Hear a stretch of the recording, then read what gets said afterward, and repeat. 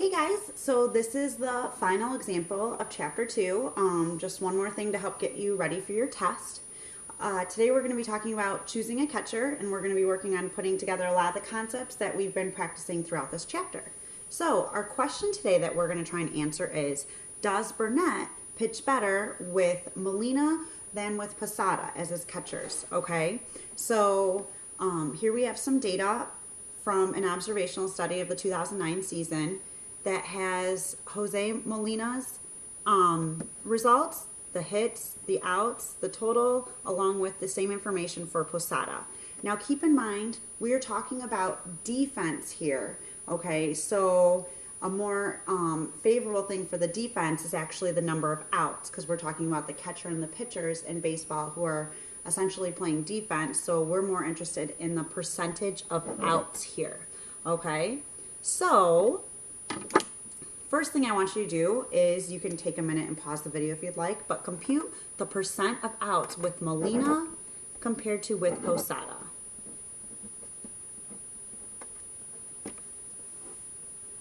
So when you do that, you should get 197 out of 253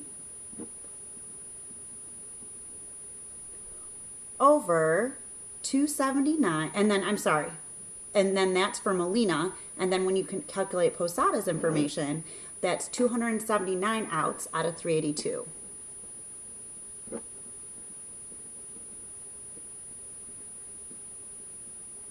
Okay, so if we calculate each of those percentages and we just round to the nearest whole percent, we get about 78% with Molina and about 73% with Posada. Okay, so here it looks like we're going to ask ourselves the question, does Burnett have a greater ability with Molina, because he has a higher out percentage, than with Posada?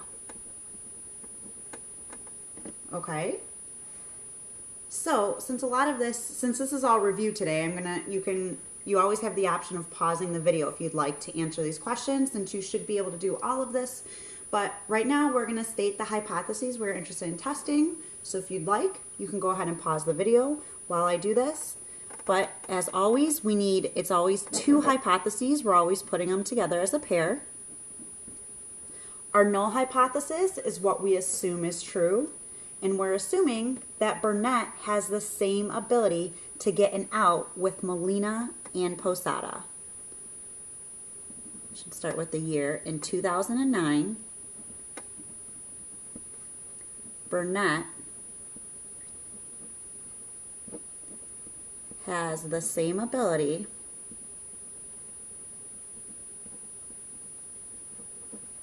to get an out with Molina and Posada.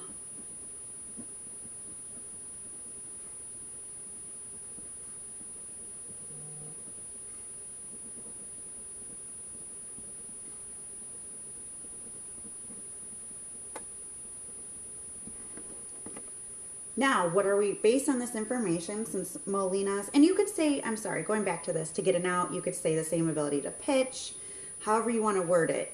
There's a couple different ways you could have worded what their ability is to do there. For the alternate, based on these numbers, we're trying to prove that in 2009, Burnett had a greater ability to get an out with Molina than Posada.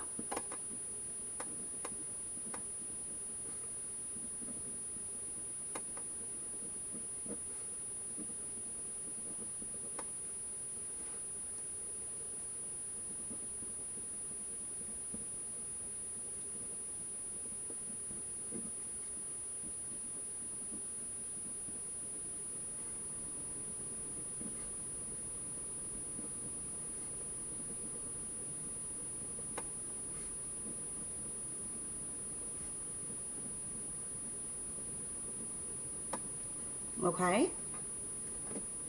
Now, what would our test statistic be? Again, if you want to pause the video to try it, our test statistic is going to be the difference in out percentage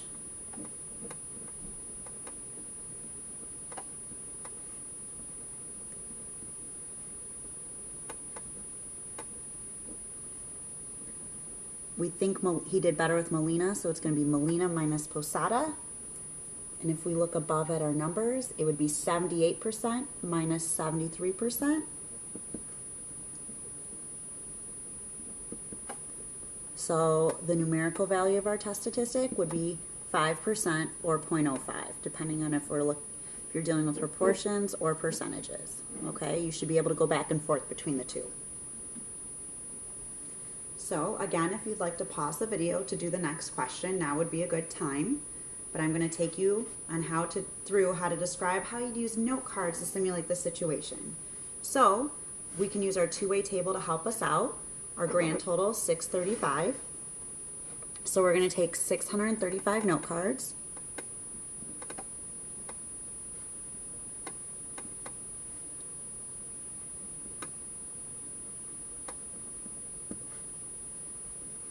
Now, we're going to look at our response variable, and we're interested in whether or not it was a hit or an out.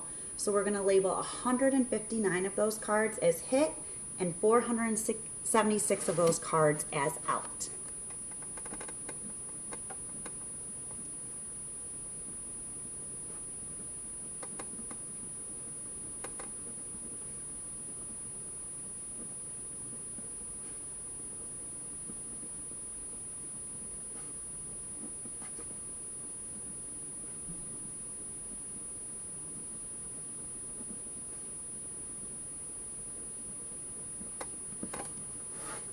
Our next step then would be to shuffle the cards together and deal two piles.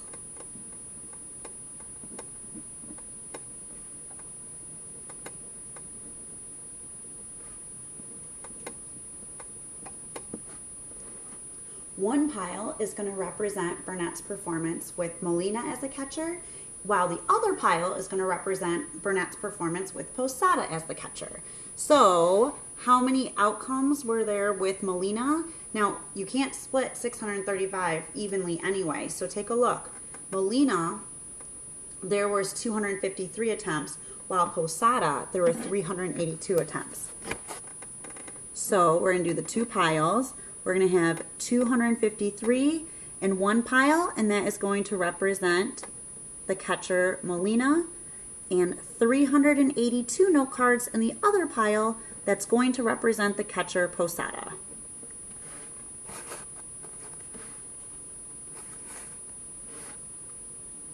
Okay, almost there. Next, for each pile, we're going to have hits and outs in each pile. So we're going to calculate the out percentage. Remember, we're talking about defense here for the baseball team. So we're actually going to calculate the out percentage for each pile.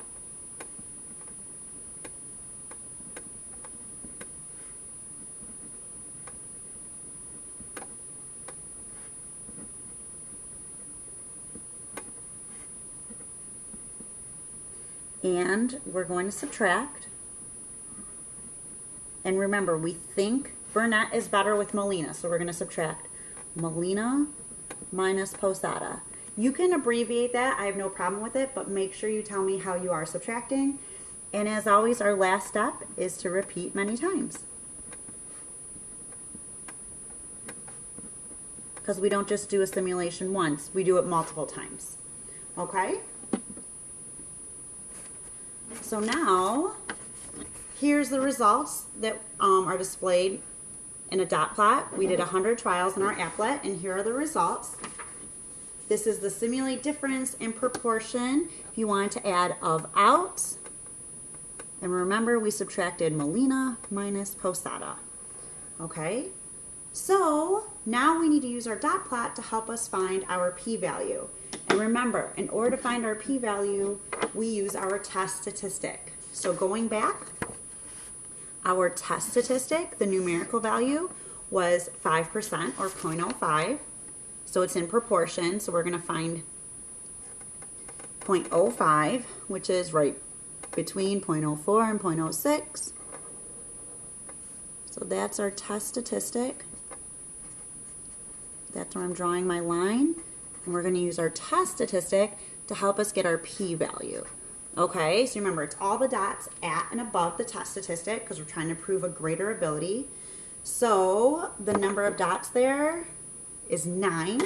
and it's out of 100 trials, so it's 9 out of 100, which is 9% for our p-value.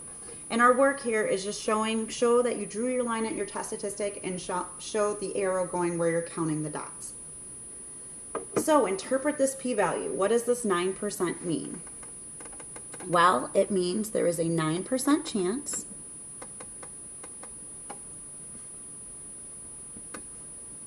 and remember, you can continue to pause the video at any point if you want to practice these on your own.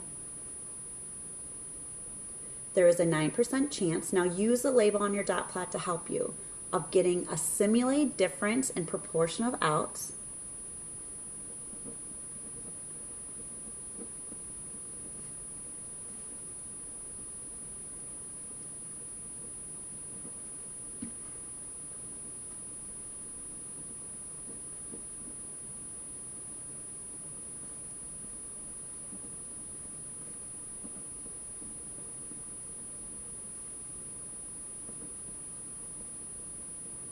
Remember, we're subtracting Molina minus Posada of what value? Well, where did we draw our line? Where was our test statistic?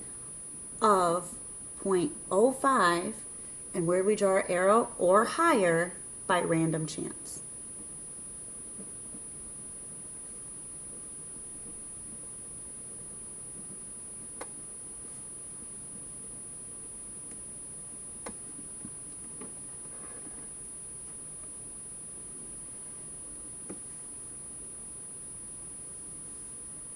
Now for drawing our conclusions. Remember, we always compare, the first step in our conclusion is comparing our p-value to 5%.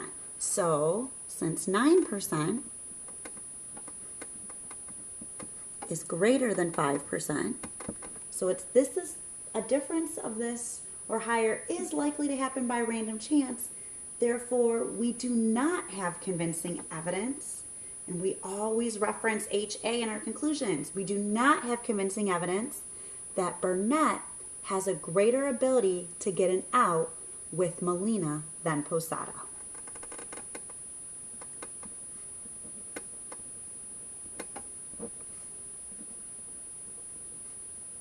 So we do not have convincing evidence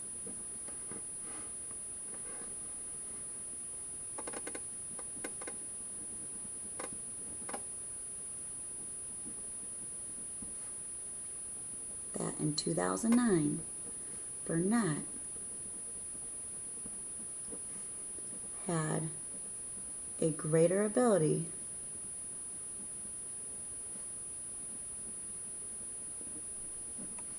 to get an out with Molina than Posada.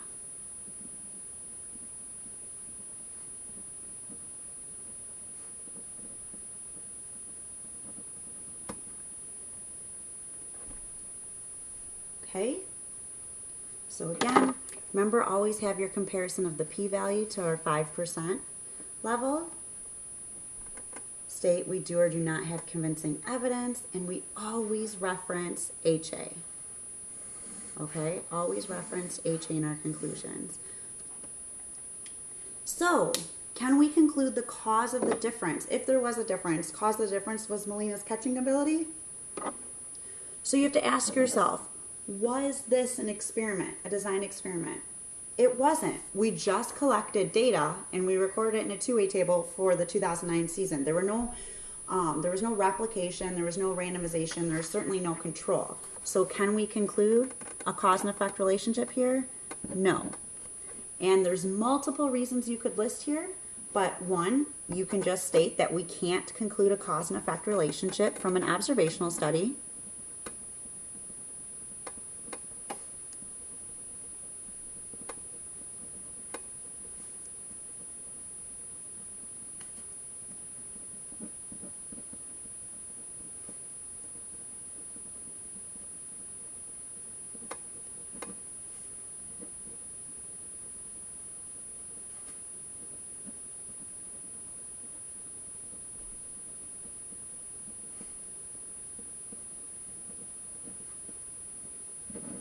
Two is that there's other factors involved. Okay, maybe they were playing harder opponents with Posada compared to Molina, and that's why Molina's numbers were better. Who knows? You could also mention as your reasoning that there are other factors involved that we're not controlled for. Or you could simply state that this was not an experiment. So you do not have to list all of these reasons. There's just multiple reasons, possibilities for explanation for your answer. Okay? So I hope this helps you guys review Chapter 2.